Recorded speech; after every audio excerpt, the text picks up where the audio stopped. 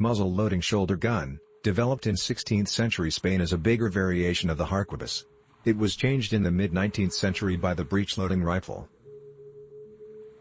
Muskets were matchlocks until flintlocks were established in the 17th century, and in the early 19th century flintlocks were replaced by percussion locks. Many muskets were muzzle-loaders.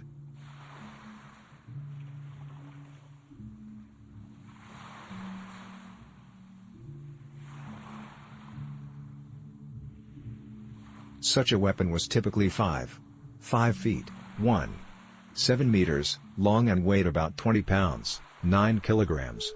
It fired a 2-ounce, 57-gram, ball about 175 back yards, 160 meters, with little accuracy. Later types were smaller sized, lighter, and accurate enough to strike a human-sized target at 80,100 yards, 7,590 meters.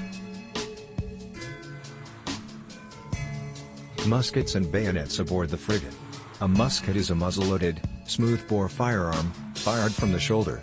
Muskets were developed for usage by infantry. A soldier equipped with a musket had the classification musketman or. The musket replaced the arquebus, and remained in turn changed by the rifle, in both cases, after a long period of coexistence. 16th century troops armed with a heavy version of the arquebus called a musket were professionals supporting the arquebusiers and pikemen developments. By the start of the 18th century, a lighter version of the musket had actually edged out the arquebus, and the addition of the bayonet edged out the pike, and nearly all infantry ended up being musketeers.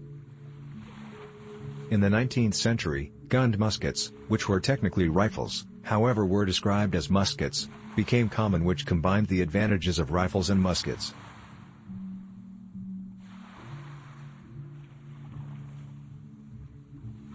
About the time of the introduction of cartridge, breech loading, and numerous rounds of ammunition simply a few years later on, muskets fell out of fashion.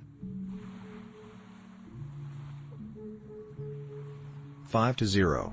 8 in, 13 to 20 millimeters.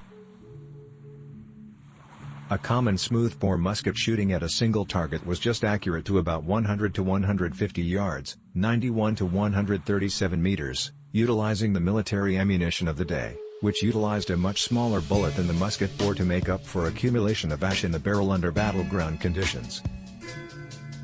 Thanks for watching. Please subscribe.